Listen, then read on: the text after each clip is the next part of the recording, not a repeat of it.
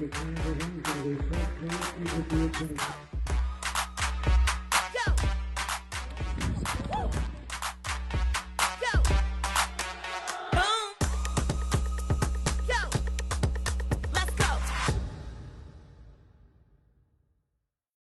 everyone, and welcome back to another video of this channel called Patrick the Runner. My name is Patrick Sheridan, and as always I'm here to talk about running.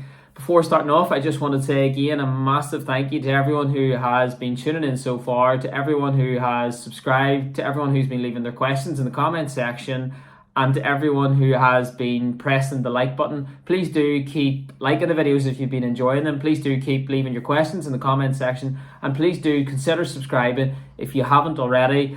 Also, you can find all my activities, as I've said before, on Strava. I am listed as Patrick Sheridan, and please do feel free to follow me on Instagram at PatrickTheRunner97.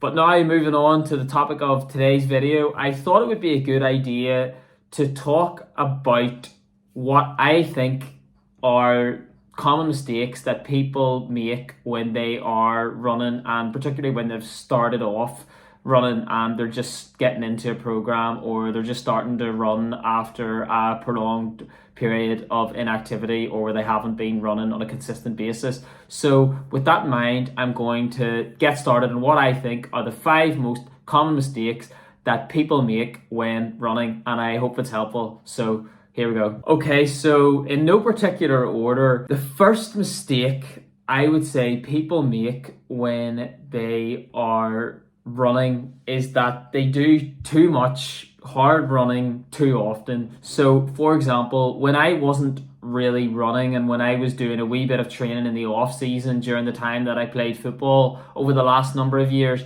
what I quite often did when I would first get into a bit of running during the off season was that I would go out and do a 5-mile run, and basically I would try to run this 5-mile run in under 30 minutes, because I figured that in order for me to consider myself fit, I would need to run 6-minute miles for 5 miles, and that was the target that I set myself. Even if I hadn't run in months due to injuries, even if I hadn't been playing football either, I didn't really consider that important. I thought it would be a good indicator of my fitness if I could run under 30 minutes for 5 mile, and that's what I would often try to do. And as I said, I might do that after a prolonged period of injury, and if I couldn't do that, I would probably get quite annoyed at myself, and I would go and try to do it again a few days later, and I would probably do another interval session in the week if, say, I was only running twice a week, and then that would mean that my week would consist of a 5-mile run and maybe a hard interval session if I was even running twice a week. But if not, it would probably just be that 5-mile run once a week, and I would always try to see if I could get quicker each week. Effectively, that's what I would try to do. There was a bit of interval training sprinkled in, and there probably was 1 or 2 easy runs, but most of the time I was doing hard running. I was doing hard intervals or hard sprinting sessions, which were probably a part of the football program, but this wasn't really leading to gains in my fitness. And what I'm trying to say is that it's really, really important that most people don't make the mistake of going out too hard, because it is really, really easy to do, particularly if you're trying to test your fitness and you want to see where you're at. It can be really easy to fall into the trap of, right, let's go out and run a 5k as hard as I can, and then I'm going to do it again a couple of days later to see if I've improved, or I'll do it again a week later. Whereas you'd be a lot better if you focused on running easier more often and actually allowed yourself to develop your aerobic base so that your body's in a better position to take on board that harder training that you do in time, and basically just allow yourself to build up a volume of running so that you're conditioned to be able to take on board the harder training, and also just so that you become fitter, because when you're running at those easier paces, your fitness will improve. I'm not going to go in depth talking about easy running, because I know I have spoken about that in a video before, and you can find that video on the channel. The video was titled Easy Running, I think, or can easy running really make you faster? And the answer is yes, it can. Without going into too much detail, easy running is effectively when you're running at about 60 to 70% of your maximum heart rate. And how you can find out what easy running is by going onto your race equivalency calculator, putting in a recent 5K or 10K time, and it will give you an estimation of what your easy pace is or should be based off of that. So as I said in that video on easy running, my recommendation would be that 80% of your total weekly mileage, whatever that is, should be done at a pace which can be classified as easy. So that's somewhere within 60 to 70% of your maximum heart rate. And as I said, you can find that by going on to one of those race equivalency calculators, and 80% probably sounds like quite a lot, but that's just how it should be. So if you're running 5 days a week, it's probably safe to say that 4 of those days should be easy. If you're running less than that a week, then it's probably fair enough that one of those days are a harder day, possibly a harder interval session or a threshold interval session, which again I've talked about in another video. But if, say, you're only running 3 days a week, 2 of those days should be easy days, I would say. And if you're running 4, 2 or 3 of those days should be easy days. And you should basically just calculate whatever your weekly mileage is and try to make sure that about 80% of that is at that pace which is classified as easy. And that will really allow you to develop your aerobic base and to get fitter quicker than you'd think. But I'm also not saying that easy running is all you should do. That is why I'm saying it should just amount to about 80% of your total training. But hopefully that can help you to understand that easy running and running at paces that aren't flat out all the time really can help you more than you think. And I've spoken about that in my easy running video, as I've said, but also hopefully you can see from my Strava and from my videos that I've done before that that does amount to a lot of my mileage, and it has been really, really successful in my own training because it's allowed me to get faster over the course of the last 12 months by a considerable amount. And I think if you implement these things into your training, particularly easy running and running that's at paces slower than your absolute maximum effort, then you will make progress. Okay, so the second mistake that I think a lot of people are guilty of making is that they aren't consistent with their training. I do think that this is probably the most important factor in your training, because whilst I did speak about easy running and it being important that you get that pace right, and the same with threshold running, it doesn't really matter if you're doing those things at the right paces, but you're doing them on such an irregular basis that your body isn't getting the chance to make the adaptations over a prolonged period of time. So what I'm saying is it's not really any good if you're doing an easy run once a month and you're doing it at the right pace, because you'll not really get any benefits from that. And it's the same with your interval sessions. What is important is that if you've told yourself, or you've designed a program, you've told yourself, right, I'm going to run 3 or 4 nights a week, then it's really important that you try to stick to that. And over a prolonged period of time, that will stand to you.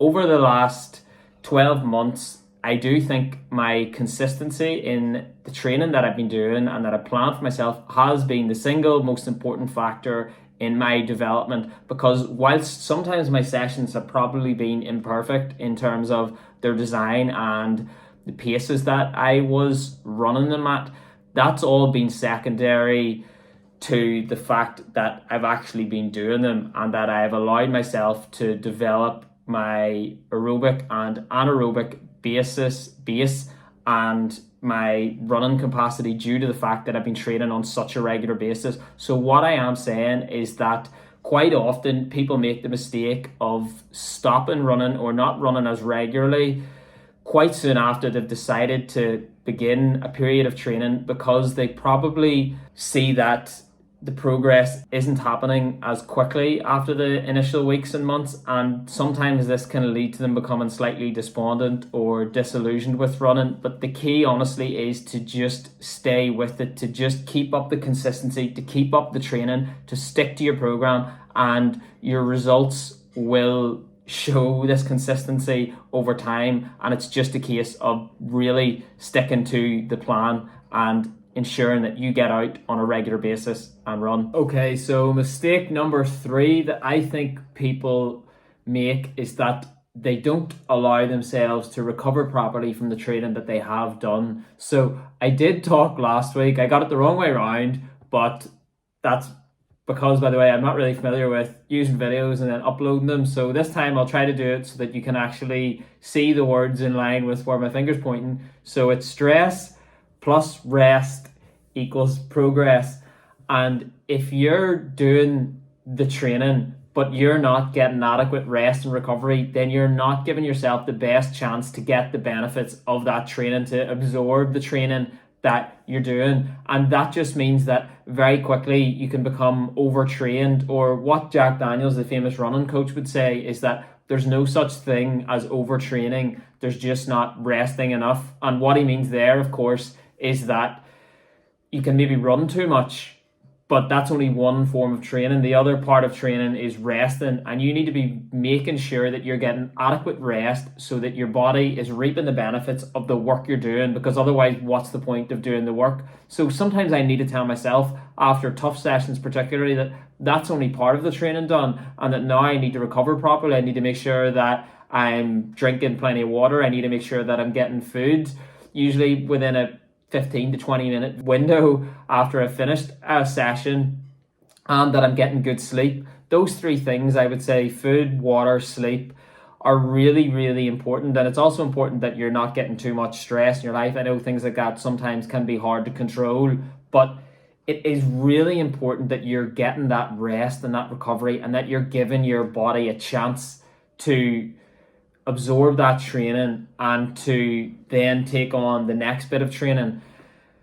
And then hopefully the idea is that you can get fitter. But that's a really, really key thing that I think a lot of people can forget, because it is easy to do the training sometimes without realizing how important the recovery process is. And if you do recover better, you will notice that you can get fitter quicker, and that you will get better racing results quicker. So I hope that is helpful. Okay, so mistake number 4 that I think is pretty common for people to make when they're trying to make advancements in their fitness is that their training doesn't include enough variety, and that their workouts aren't varied. So what I mean here is, I do think that there are some people who go out and run a couple of times a week, and they run at the one pace, and that's fine if you want to keep up your fitness. But if you are looking to improve your fitness over a longer period of time, you probably will plateau if you're just running at the one pace all the time. So you should try to incorporate different paces into your training. And I know I've said that you should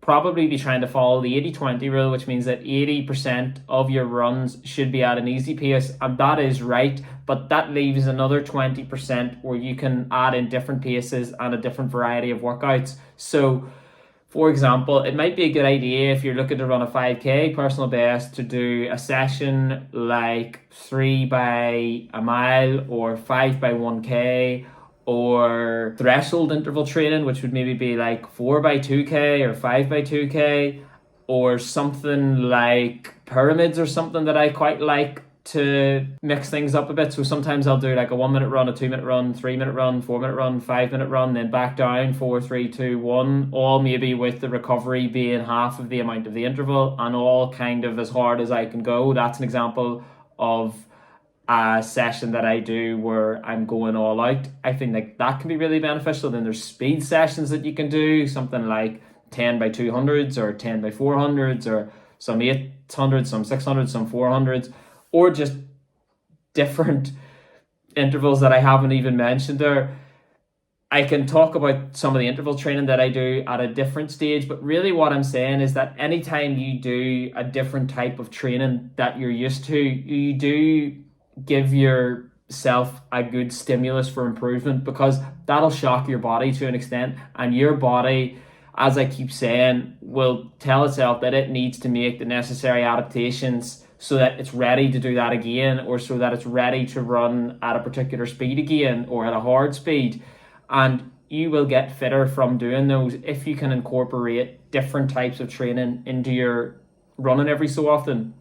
Now, I know I've spoken about consistency, and what I mean is consistency in the amount of training you do, but it also is a good idea to have consistent weekly plans. For example, a lot of my training doesn't vary that much because I think that each week I have a lot of variety in my sessions, if that makes sense. So what I'm saying is that during any given week, I might have 5 or 6 easy runs, but I'll have one steady run, 2 threshold sessions, and maybe a VO2 max session once every 10 days.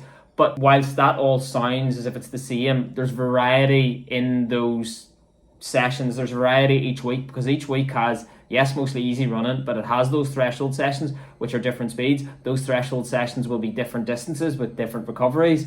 And what I'm saying is that I think that that gives me a good stimulus to improve. So if you're looking at your weekly regime or your monthly running program or your monthly activities that you've done and you find that there isn't enough variety or that there's a lot of running at a particular pace, it might be a good idea to try to mix that up. So that will allow your body to become accustomed to running at different paces, at different intensities, and that will really help your fitness progress. So try doing that. Something I always try to do when I look at my own training and my own racing is to try to basically assess my training, see what I'm doing and try to identify any improvements that I could be making, and then I try to address this by mixing up my training a wee bit and by trying to include new workouts into my weekly plan in the hope that this will allow me to get faster. And I do think that's something you should all try to do out there. So I hope that helps. Okay, so mistake number 5 that I think a lot of people make when they're running is that they aren't patient enough. And this isn't something that's exclusive to beginner runners. It's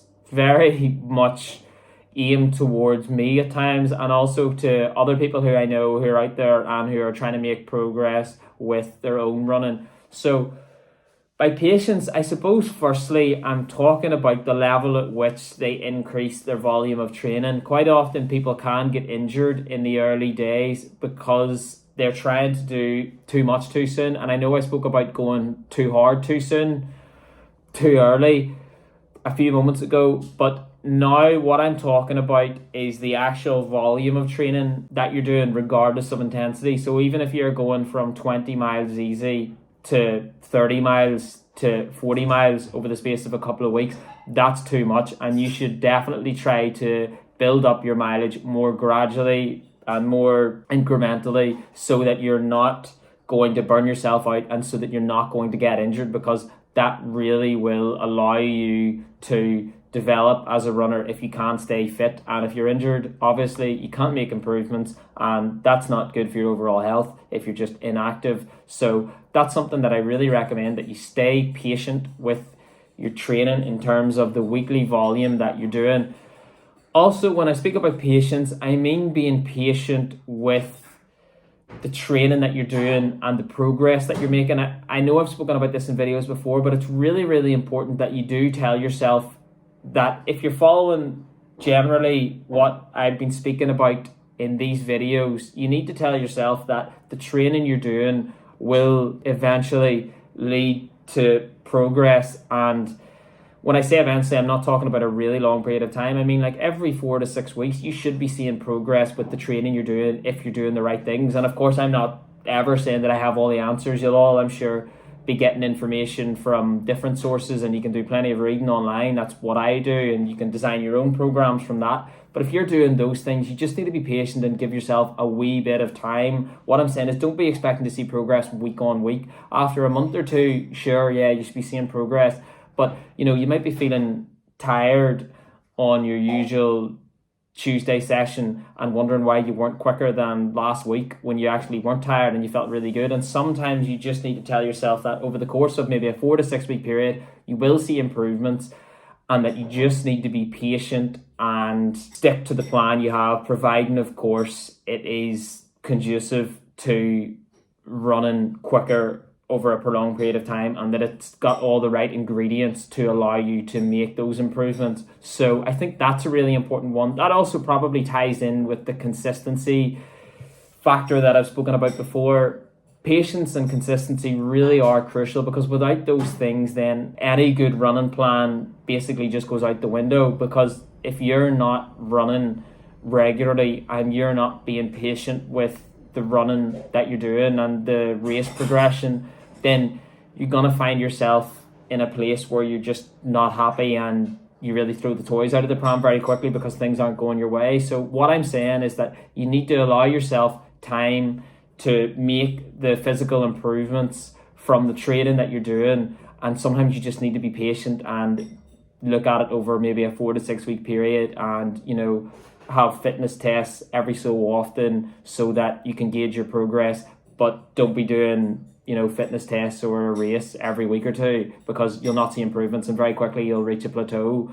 So I hope that makes sense. So sort of just wanted to go back into the consistency factor that I spoke about, and I think that is really important just to finish on again, because that really is the most important thing. And sometimes I think people just are guilty of not realizing the true importance of that, and they probably kid themselves into thinking that they're being consistent when they're not. For example, even with your diet, a lot of people will say, oh, like, I've eaten decent food, all throughout the week, and I can let myself go a wee bit at the weekend. But for a lot of people, the weekend's Friday night, Saturday night, Sunday night. Like, that nearly amounts to half your life. I mean, that's 3/7 of your life. Then you've just told yourself, right, I'm not really going to follow what I told myself I would do. So to me, if you're doing things like that, or maybe you're skipping a run once or twice a week and you don't really have a satisfactory reason to do that, then that's fine. And that's fine if you're not trying to get better. But if you are trying to get better, you really owe it to yourself to keep to the plan you've got, to start a plan if you haven't got it already, but to stay consistent with what it is that you told yourself you would do. So as I said, if you told yourself you'd run 3 or 4 nights a week and you've got a good training plan and you know that's going to be good for you, then you really should try to stick to that, and you will see the improvements. But I hope that all was helpful, and I hope that you guys can take on board some of that information and use it to better yourselves. Okay, so I just want to say again a big thank you for tuning in. I really do hope that video was helpful. I want to say thank you to the suggestions from last week's video about what would be interesting videos for me to do over the next few weeks and months, and I am going to do those. I have taken those on board. I am going to be training quite hard now over the next 4 weeks, and I'm going to be documenting a good bit of that, so hopefully you guys will enjoy that. I know I've said this and I keep saying it, but I will have testing that is coming fairly soon. I'm going to be doing VO2 max testing, and I'm looking forward to share that with you all in the next month or two. And in the meantime, I'm going to have some videos on my training, and yeah, I hope to see you all soon. So thanks for tuning in. I'll see you all next week.